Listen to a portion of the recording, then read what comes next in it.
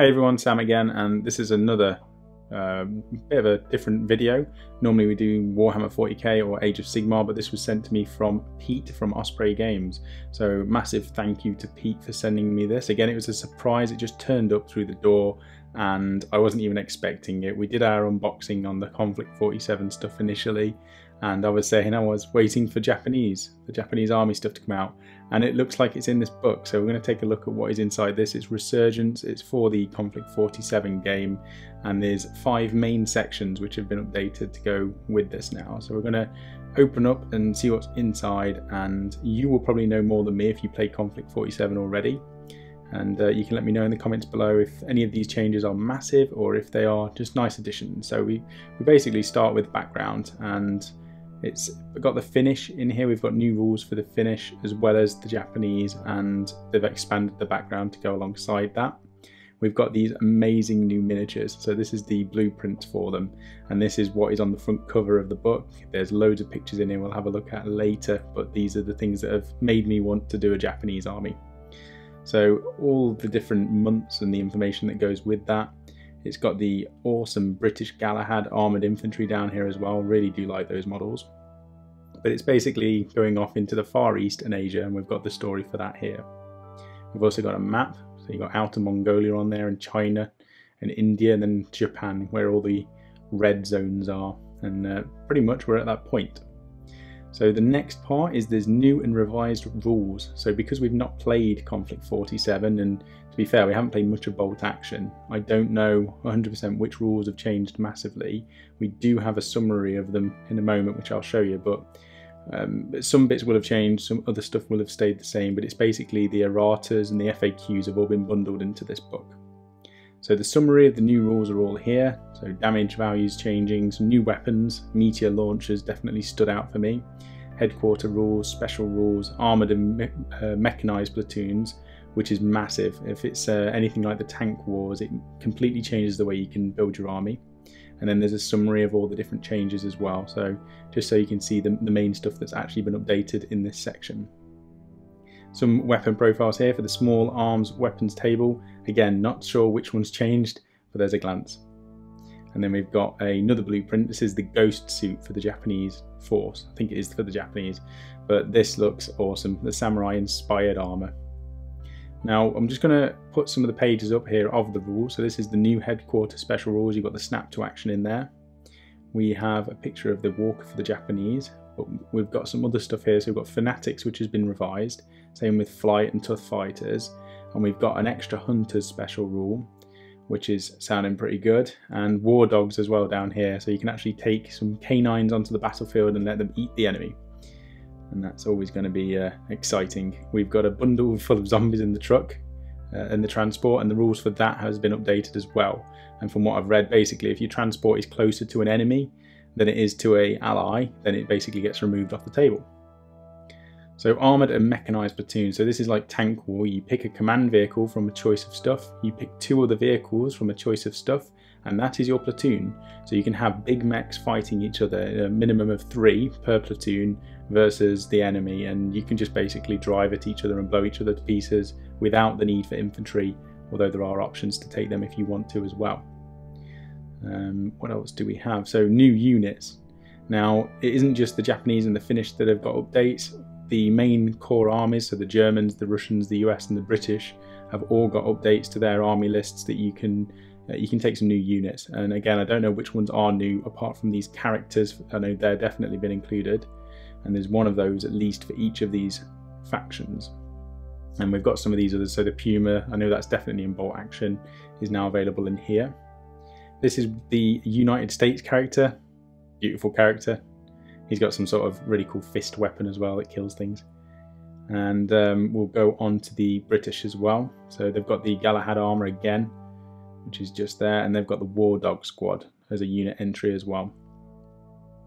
And there's a few more bits here. The Churchill Meteor as well. This is a variant of the Churchill tank that shoots some sort of meteor weapon, a brand new special thing. So that sounds devastating. And you've got these track things as well. They look like the Walker versions, but they're now being given tracks. Soviet Union, again we've got the Commissar Gregor Drugalov, I think his name is, and the Soviet Daughters of the Motherland. We have the tanks, as always. Phil loves his tanks, so I'm pretty sure he's going to carry on Soviet Unions in Konflikt as well. And now we're going to go on to the Japanese and the Finnish updates. So we've got special rules for the Japanese. We've got the Banzai Charge, the Show Your Loyalty rule, which is from one of their headquarters units. I think they're called the Kempetai. Not sure how you pronounce that, but there's a new political officer who does some new Showing Your Loyalty special rules. We've got the normal officers down here as well. But it looks like you've got options, which is a good thing. It's always nice to have more than just one choice for your officers, your infantry, and every other unit as well. Cool little model as well. So I need to see what is available for these because I don't know which ones to start with. We've got medics, forward observers, and the Imperial Japanese Army infantry squads. We've got the new crawler, or the walkery sort of thing, on this side as well. That's the Imperial Japanese Army Type Koho or Keihi. And then I'll show you the best thing in a minute. This is the other Grenadier squads and the Paratrooper squads. And then we go on to the exoskeletons. Now these are the thing that made me want to do Konflikt 47 Japanese. Just this unit alone, I need as many as possible. So whatever I can fit into a 1,000-point army, I will be taking made up of these. And I'll probably do some sort of red armor instead of this yellowy orange. And it's Konflikt 47, so I can do that, but they look amazing. The other one is the Ghost Attack Squad. I love the blueprint. I'm looking forward to seeing what the models look like, but they look really cool. I like the exoskeletons on the Japanese. They do look fantastic. Sniper team as well. I'm definitely going to include as many snipers as possible into the Japanese. Then we've got some tanks, and we'll go on to those in a moment. But you've got the anti-aircraft guns. Again, I don't know what all of these do, but the anti-tank guns are in there as bundled as well. We've got the Walker, so that's the crawlery sort of Scorpion tank, which is nice. And then we've got the standard funky looking Japanese vehicles as well. And I really do like the characterful armour that the Japanese get.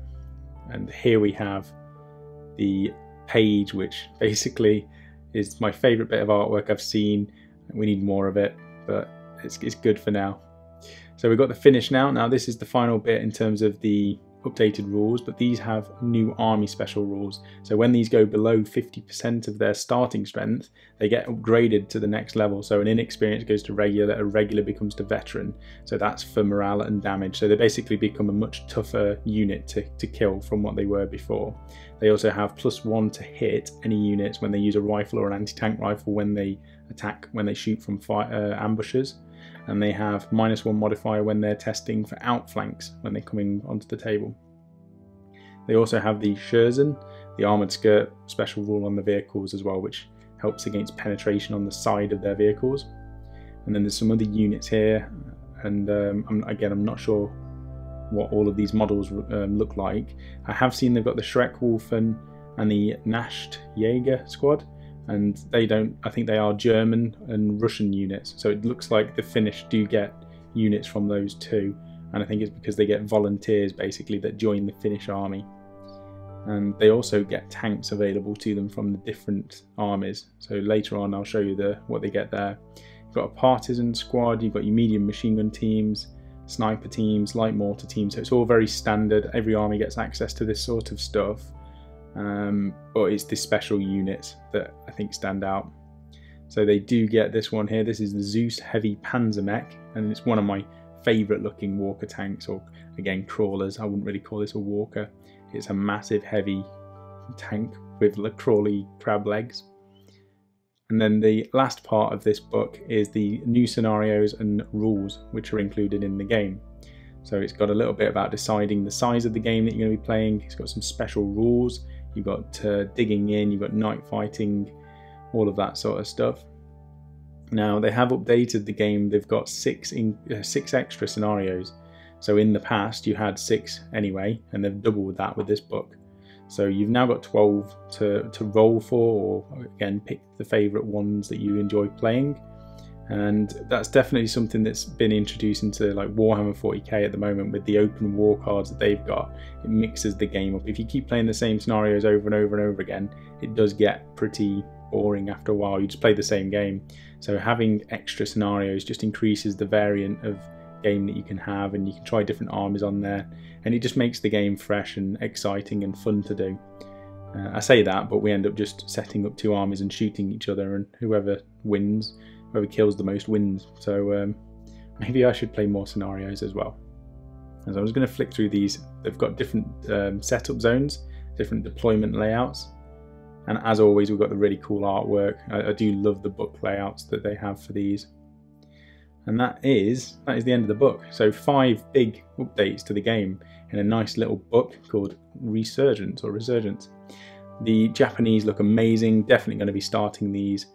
Really excited to start Konflikt 47. I wasn't as bothered before, to be honest, because none of the models really, I really like bolt action, and Mike was badgering me. He was saying, come on, let's do Konflikt, I want to do Konflikt. He wants the walkers for the Americans, and I said no, not until the Japanese, and now this is definitely going to be started. So I've got another thing to add to the pile. So let me know if you will be playing Konflikt and which force you are going with. What's your favourite unit? And thanks again to Pete for sending this to us. And thank you for watching. We'll see you on the next video.